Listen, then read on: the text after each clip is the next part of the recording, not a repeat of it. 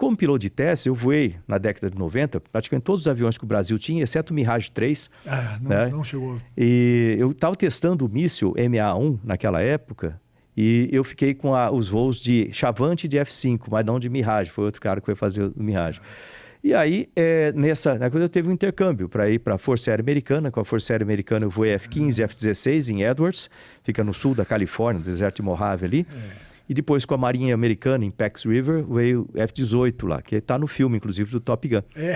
Aí eu voltei ao Brasil, mandaram para a Rússia, para voar MiG-29 lá na Rússia. Porque poderia ser uma das possibilidades de comprar o MiG-29. MiG-29, ele estava dentro do programa FX. Aliás, também a produção, por favor, a foto do MiG aí.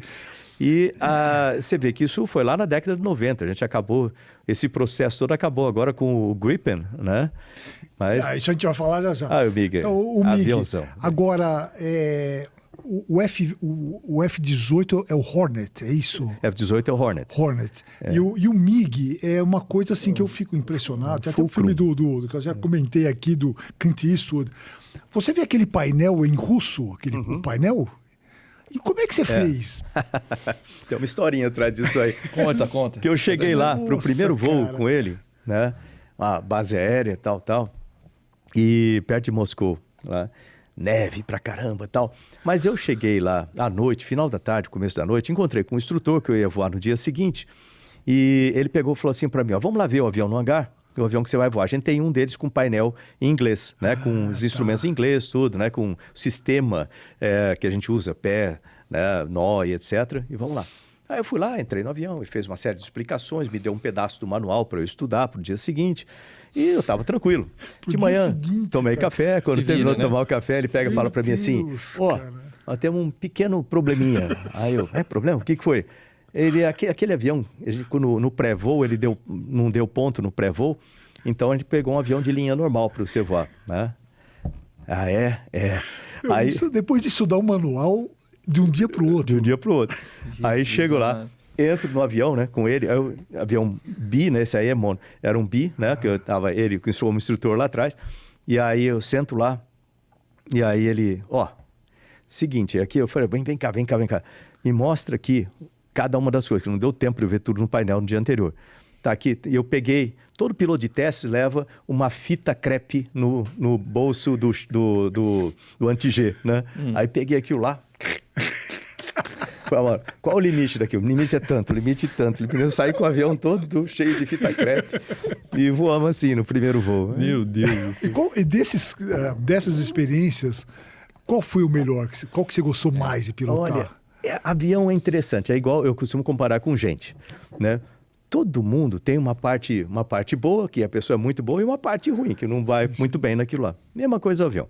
Então, cada um deles tem uma particularidade, né? Esse daí, começando por esse daí, né? O MiG-29, ele é um avião muito robusto, tanto que na demonstração, a pista que a gente estava lá, tinha uma parte das pistas de táxi que eram cheias de mato assim de 1 metro, com rachadura no concreto, tudo. E ele vai por ali. Eu falei, por lá? Você tá louco? Ele, não, vai por ali. Mas ele vai por lá. Demonstração do avião, pode ir por lá. Bem de tipo russo, assim, vai por lá. Tá bom. Aí eu falei, vai quebrar o trem de pouso. Não, é previsto para você ver que esse avião aguenta, ele é feito para combate. Né? Você vai mirar no pneu dele para ver, geralmente para você ver se o pneu tá ok para voar ou não, ele tem as lonas, né? Esses pneus têm uma série de lonas diferentes, assim, de ângulo diferente. Então, você dá uma olhada. Geralmente, você tem segunda lona, terceira lona, você para trocar o pneu, né? Esse pneu desgasta bastante nos pousos, né? Lá, não. Eles fazem uns furos, assim, no pneu, e aí você coloca o dedo, né? O dedo tem que entrar até um certo ponto. Se ele não entrar tudo aquilo, se entrar um tanto só aqui, troca o pneu. Né? Então é um negócio muito simples, é um avião muito robusto, você consegue decolar de pista de terra, né? Você não precisa ser pista de asfalto para um avião jato, não é muito comum você ter isso, mas ele tem, aqui não dá para ver, mas dentro das entradas de ar ele tem algumas placas que descem, então durante a decolagem, até o táxi, até chegar ali para o ponto de decolagem, elas estão fechadas e o ar está vindo por cima. Tem as entradas lá, o ar está indo por cima.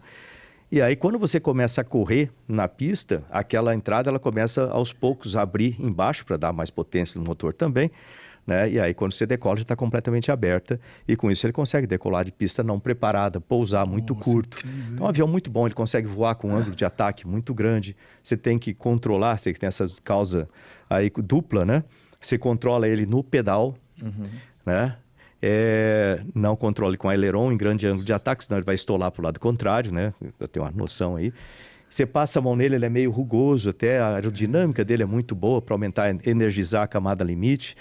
Os dois motores RD33 dele aí são 1.4 peso do avião, então você consegue acelerar ele na subida, você pode abrir a pós-combustão com ele em alto ângulo de ataque, coisa que nunca é recomendável, porque você pode estolar o compressor. No caso dele não acontece. Então tem um avião que tem muitas características interessantes. E a velocidade dele se eu não me engano, agora acho que é Mach 2.3 ou 2.4. 2.3. Eu sei que é um dos mais rápidos, né? Desses mais antigos, né? Ele tem uma versão muito mais moderna do que a que eu voei, que tem os aviônicos muito melhores também. Então, é um aviãozaço, esse aí, sem dúvida nenhuma. Agora, a parte ruim. Então, ele é muito bom para combate próximo, combate em altitude média, tipo de 20 a 30 mil pés, 20 a 25. Ele vai comportar muito bem em alto ângulo de ataque e combate próximo. O tipo de armamento que ele utiliza também é muito viável para isso. Agora, combate à distância, você tem que melhorar o tipo de armamento, ou, né, se você for aumentar muito a altitude, ele começa a ficar mais complicado de operar. Mas é um avião, sem dúvida nenhuma, excelente. Nossa. Aí vem o F-15. O F-15. É o contraparte, vamos dizer, do lado de lá. O F-15... É o equivalente, você acha que ele é mais ou menos equivalente em termos de velocidade. F-15 É o Eagle. Em termos de manobrabilidade também. O F-15, ele tem... A coisa que eu mais gosto nele são as qualidades de voo, que a gente chama. Que ele tem... Você consegue comandar e ele atende exatamente da maneira que você pensa que ele vai reagir. Por que isso é importante? Como piloto, você não quer um avião que você espera que ele tenha um comportamento e ele tem outro, que isso te deixa meio inseguro com relação àquele avião. Eu vou fazer uma comparação entre ele e o F-16. Os dois são bons, mas nesse ponto ele é um avião mais de piloto do que o F-16. Né? Só um parênteses, para quem não conhece, Mach é a velocidade do som. Ah, sim. Então, Mach 2.2 é 2 vezes, 2 a velocidade do som, que é 1.200 km por hora, uma coisa assim. Isso, a velocidade do som a gente calcula de acordo com a altitude também, né? Desculpa, eu engasguei. Não, imagina. Mas de acordo com a altitude, como é que funciona isso? O Mach, ele é a sua velocidade dividida pela velocidade do som naquelas condições, né? Então, se você tiver na mesma velocidade do som, vai ser 1, né? No transônico ali. E a velocidade do som é calculada pela... Ixi, é meio chato, mas assim... Papo de raiz quadrada, né? Jesus, de gama os brasileiros RT. já tiveram um AVC agora. E o que é esse gama RT? Calma. Gama é uma constante, para o ar é 1.4, que depende do tipo de meio. Pode ser no metal, pode ser onde for, né? Para o ar é 1.4, o gama. O R também é uma constante, né? Para o ar é 284, se eu não me engano, ponto alguma coisa. E o T é a temperatura em Kelvin, temperatura em absoluto daquela altitude. Então, à medida que você sobe, a temperatura cai, então a velocidade do som também cai. Então, se você mantiver, vamos supor, a mesma velocidade em relação ao solo no chão aqui e for subindo com aquela mesma velocidade, o seu Mach vai aumentando, né, quando você vai subindo. Bom, mas em todo caso, fora essa parte toda de Mach, mas realmente tem a ver com velocidade do som. E você vai ver que, de acordo com a missão daquele avião, se você pegar um SR-71 lá atrás, né, o Blackbird, você vai ver aquele formato geométrico dele. A aerodinâmica ele é feito justamente para voar em Mach muito alto, acima de 3, etc. Hipersônico já. E aí, inclusive nesse filme do Top Gun novo, você vê que eles voam um avião esquisito lá no começo, que chega a Mach 10. Né? Tem até um modelo parecido com esse, que foi ainda conceitual, né, para ser desenvolvido, mas você vê que ele tem um formato, é aquele tipo de formato mesmo. Por que tem aquele formato assim? É muito de edge, muito como se fosse uma navalha, né, para penetrar. quanto maior a velocidade, vão aparecer ondas de choque. E aí, se você tem um formato mais triangular, isso traz mais tendência de onda de choque oblíqua, que dá menos arrasto do que ondas de choque transversais que acontecem em corpos rombudos, como esse aqui. Aparece uma onda de choque transversal aqui, que dá muito mais arrasto e fica impraticável. Por isso que esses aviões têm esses formatos desse jeito. E aí, quando você compara o F-15 com o F-16, em termos de qualidade de voo, os dois vão muito bem, né, Tilo? Mas também eu vou entrar um pouquinho técnico aqui, desculpa, na área de controle de voo. A gente tem controles reversíveis com cabos tipo T-27. Você mexe o manche, um cabo movimenta lá o aileron, o que seja, né? E assim vai, reversível. Aí você tem sistemas em que são hidráulicos, com apoio hidráulico. Então, você comanda um sistema hidráulico que movimenta a superfície, um Boeing, por exemplo, que é muito difícil, para o piloto seria muito pesado para ele fazer aquilo, então tem uma assistência, são comandos assistidos hidraulicamente. E aí você tem os fly-by-wire. Esse daí você está comandando, né, voo por fio, né, você está comandando o computador que comanda a parte hidráulica dos comandos de voo. Ok. O F-16, e aí, mais uma somadinha de... Quando a gente está acostumado a voar um avião normal, quando a gente aprende como piloto voando um Cessna, né, 150, tá ali no começo, subsônico, tá devagarzinho ali, reversível, o que acontece? Eu vou fazer uma curva para a esquerda, né? Vamos supor, eu quero fazer uma curva para a esquerda aqui. No comando de voo aqui, eu quero fazer uma curva para a esquerda, então primeiro eu comando para a esquerda. Então, se você olhar o gráfico do comando aqui, você vai estar zerado, porque está com ele parado, aí eu comando aqui para a esquerda, o avião começa a reagir, tem um tempinho de retardo, ele começa a reagir, começa a fazer a curva. Quando ele chega no ângulo, você quer 30 graus. Quando chega no ângulo de 30 graus, você que estava aqui, você vai subir, instintivamente a gente faz isso, mas quando você vê no sistema, você acaba vendo. Você está lá com o comando negativo, aí quando ele chega no ângulo que você quer, você vai para o outro lado, para o positivo, aí você zera para parar. O positivo é para parar e zero. Então você faz o comando, faz isso aqui, né? Uhum. Ótimo. Isso a gente aprende instintivamente e você comanda o ângulo, no caso aqui, o ângulo de rolamento, que a gente chama de FI, né? O ângulo de rolamento, tá? O F-15, os aviões normalmente trabalham da mesma forma. Você comanda o ângulo, quando ele chega naquele ângulo que você quer, você dá um negativinho, ele para ali, depois você centraliza, ele fica por lá, você coordena o pé e tal. F-16.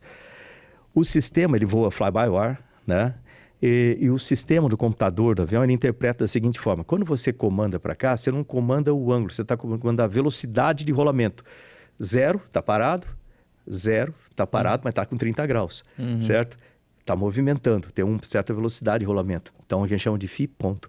Quando você comanda para cá, se você comandar muito, significa gire rápido. Ele, né? Gira rápido pra caramba.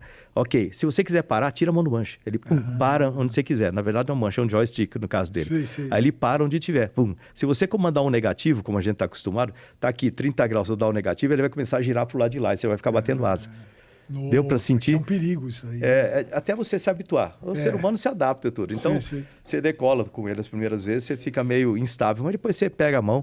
Agora, o F-15, ele é um avião de piloto. Você vem pousando aquele avião enorme, tem 3 metros do beiral da cabine para o chão. Então, eu sou baixinho, por exemplo.